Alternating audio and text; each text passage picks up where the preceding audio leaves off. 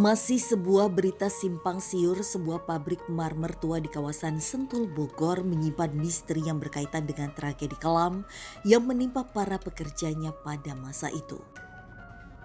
Pernah kejepit lah palanya pakai batu gitu, gini. Terus macam-macam sih Mas, hanyut juga ada itu di kali gitu. Pabrik yang memiliki luas hampir 1 hektar ini dengan beberapa bangunan layaknya kantor, ruang produksi, bekas kantin dan beberapa sisa bangunan lainnya yang disinyalir sudah ada sejak puluhan tahun silam hingga terhitung puluhan tahun dibiarkan kosong hingga rusak dan lapuk dengan sendirinya. Kalau dulunya sih tempat pengolahan keramik kayak Bang gitu. Waktu kecil udah tutup kayaknya Bang. Seolah terdapat campur tangan dari sosok astral. Beragam peristiwa kelam yang menjadi kabar burung yang turun-temurun diceritakan kerap dikaitkan dengan sosok astral berwujud siluman ular yang disinyalir menghuni area ini bersama beberapa sosok astral lainnya. Di sini ada siluman ular juga nih. Tak berhenti sampai di situ saja, mitos lain yang memperkuat bahwa area pabrik marmer berdiri di atas tanah yang tak biasa. Beragam desas-desus akan cerita terdahulu ikut mencuat seakan memperkuat bahwa area ini memang diselubungi hawa misteri bahkan mistis yang kuat. Dulu tempat perkumpulan para Belanda dan Jawara dibuat momen pertemuan gitu. Ada macannya itu, ada 3 kalau nggak salah. Lantas, apakah kami yang membiarkan malam tiba demi menguak keberadaan misteri akan peristiwa kelam yang menimpa para pekerja hingga meregang nyawa, mampu menguak dalang dan isu tumbal dari sosok astral yang kerap dibicarakan warga sekitar?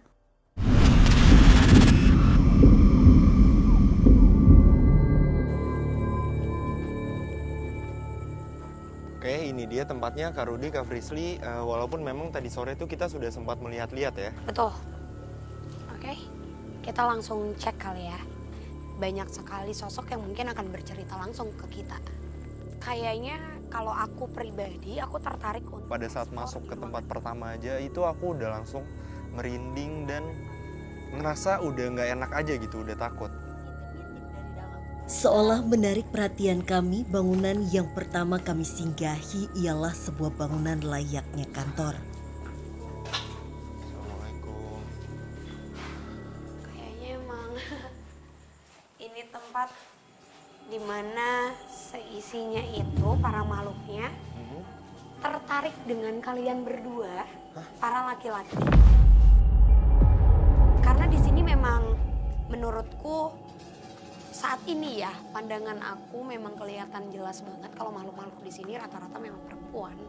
Dan bisa dipastikan bahwa pada saat kita masuk ini sudah banyak sekali sosok yang makin nyuruh, ayo dong ke dalam. Jadi kayak makin mengajak kita untuk terus masuk ke ujung sana, Fasya. Sosok wanita itu Kak Frisly. Iya tuh, pada berjejer.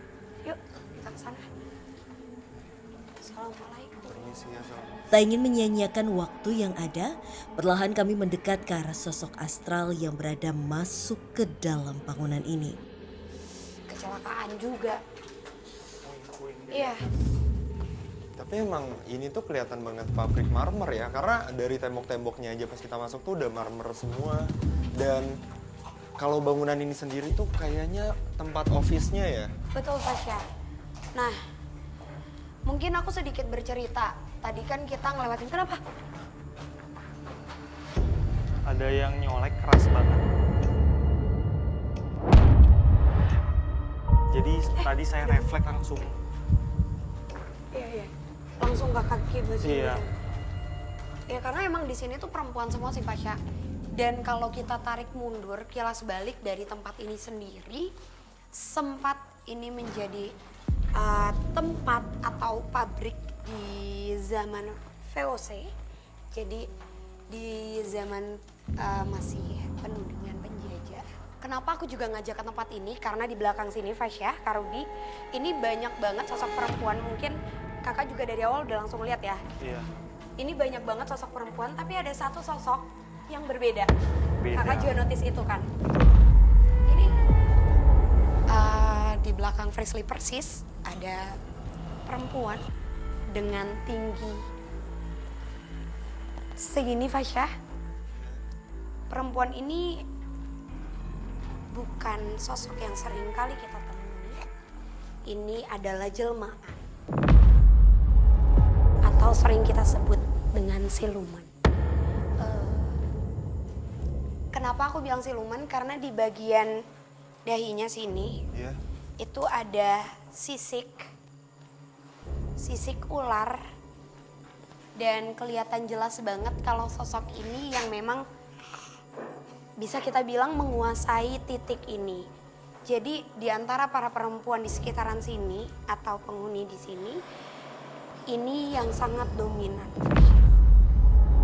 Meski tak menemukan jawaban dari kecelakaan kerja yang menjadi warisan cerita kelam di tempat ini, keberadaan sosok astral menyerupai siluman ular wanita memang kerap dirasakan keberadaannya bagi masyarakat sekitar.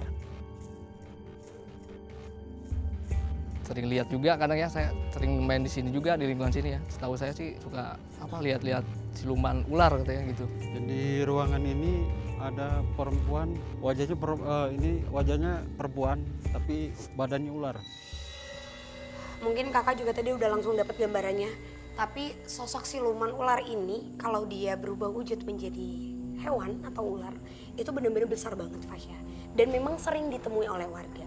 Sebelum adanya pertumpahan darah tersebut atau korban, dia akan mengeluarkan suara seperti desis yang sangat jelas bisa didengar oleh manusia normal. Ya, Beberapa benar-benar. orang mengira itu adalah suara mesin. Iya. Jadi nggak notice. Padahal sebenarnya dia. Yang menimbulkan suara itu ya. Betul Fasya. Setelah itu baru adanya kejadian di mana bisa kita bilang mungkin itu menjadi korban atau tumbangnya Fasya. Berarti sosok ini yang menyebabkan kecelakaan para pegawai di sini, Kak Frisly? Bukan dia. Tapi sosok perempuan ini memang seringkali menjadi sosok dominan yang menunjukkan eksistensinya di wilayah sini. Gitu. Wilayah sini. Wilayah sini. Sosok ini itu asalnya dari mana, Kak Frisly? Perairan belakang Fasya. Dia mempunyai seperti, aku melihat seperti ada gua kecil yang memang sampai saat ini masih ada. Jadi emang dia memilih titik ini karena banyaknya aktivitas manusia, apalagi dominan lagi. Bagaimana dengan pesugihan di tempat ini? Apakah sosok ini mengetahui atau ada hubungannya? Gak ada clue dari dia. Sebentar. Saya merasa seperti ada magnet di area sebelah sana. Kami pun melanjutkan penelusuran demi menguak dalang dari warisan cerita kelam akan kecelakaan kerja yang turun-temurun diceritakan di tempat ini. Sebelah sana. Pintu itu kali ya, coba kita masuk ke sana.